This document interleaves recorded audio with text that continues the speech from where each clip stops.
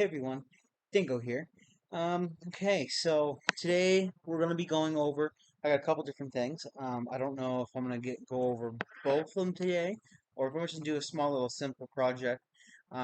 It's fairly simple.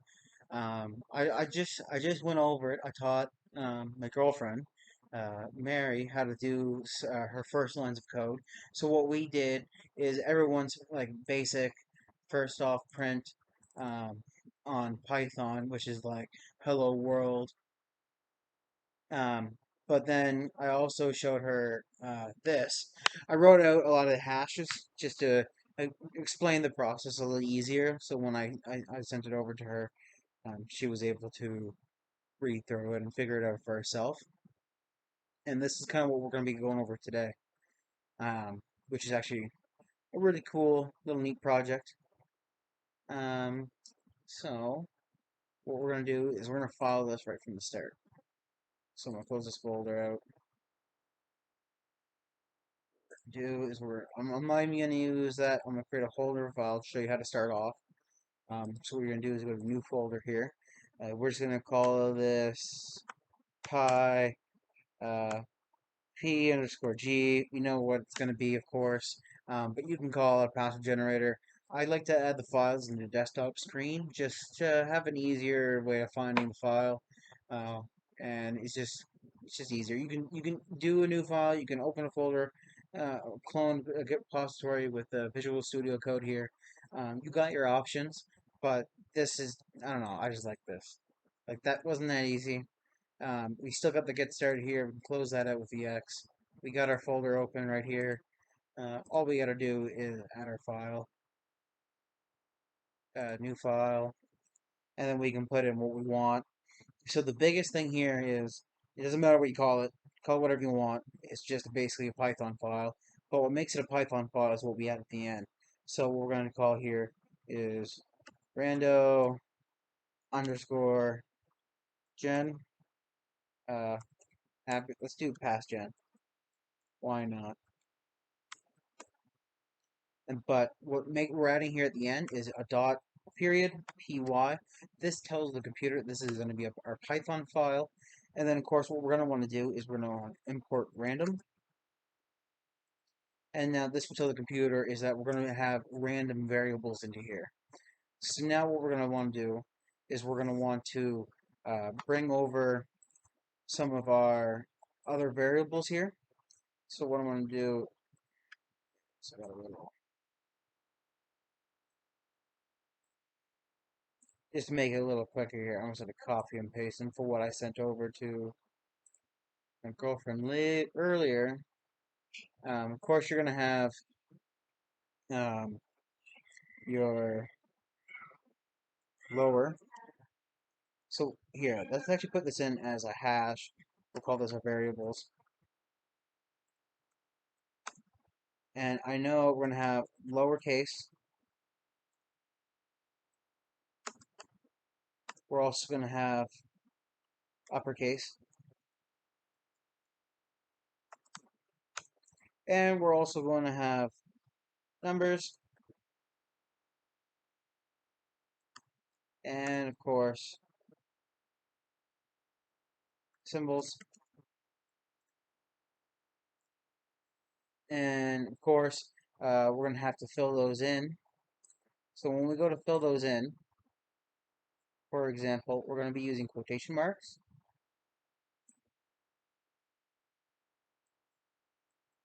So our lowercase, when we put our quotation marks and all the letters of the alphabet in lowercase form, you should get something that looks like this here. There we go. Make it a little faster. It beats typing it all in. And you gotta remember, you don't gotta be scared of copy and paste. It's not your worst enemy in the world. It's actually an easier way to avoid errors in your code because it doesn't take much. A simple letter out of place, spacing out of place can throw you off. So that's a very big thing all on its own. So of course we've got our uppercase letters here. We're gonna throw our numbers in, and of course like we don't need to have our numbers set from 1 to a billion or an infinite. Like you only need the character class from 0 to 9 because it's going to randomize our input. Well, randomize the input of the variables that we gave it, and it will figure out what to do from there. And of course, we have to have our symbols. But of course, you can make these numbers and symbols any choice you want. And if you wanted to change the alphabets, and keep certain ones out, you could as well. It does not matter as long as it's in the quotation marks here. It will register uh, whatever you claim it as, and it will equal whatever values you put it in, as we did here. So now we need to classify use for. And then, of course, use for is what the computer can use to randomize to create our output at the end of our password generator. So, of course, we're going to have all our variables lower case, and then we're going to add uppercase. Don't forget to add your symbols, numbers, and your symbols. And of course, we want to be able to set, here, I'll big screen this now since we got this open. Now we have to set how many characters we want our password to be. So if we write length for underscore pass, and then set that to whatever number we want. So for this example, we're going to use 24, because like, why not? Um, and now we're ready to take those variables and put into play. So we want our password that it's going to give us, and that's going to equal quotations to tell it to print out what we want. And then we're going to join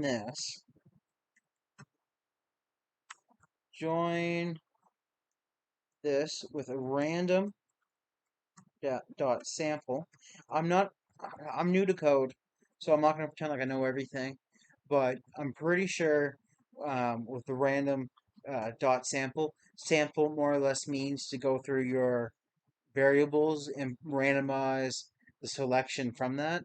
So when we categorize uh, the sample with use for and length for pass, it will know to use our variables that we've stated beforehand for our password, and that it needs to be 24 characters long.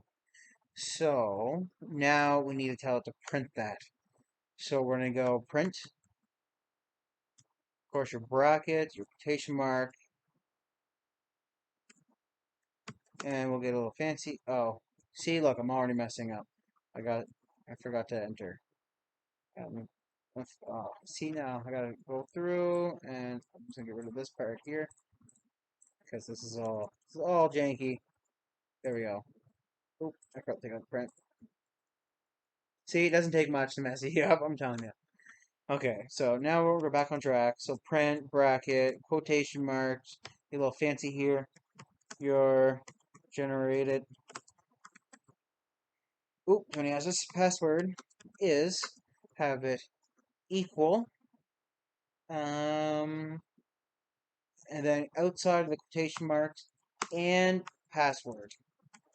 So then it will print the text your generated password is equal, and then the password, which is what we stated beforehand as whatever it is. It is a join formation of use for and length for pass randomly. So now when we go to run without debugging, should give us a random password. Yes, here it is.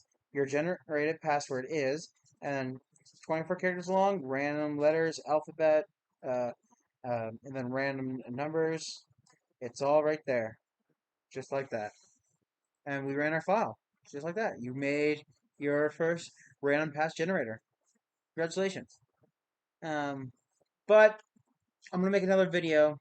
I think it was good enough. You can only take so much information. Is play with the variables in the import function and try some stuff out. See what you can make. I'm curious and make something cool.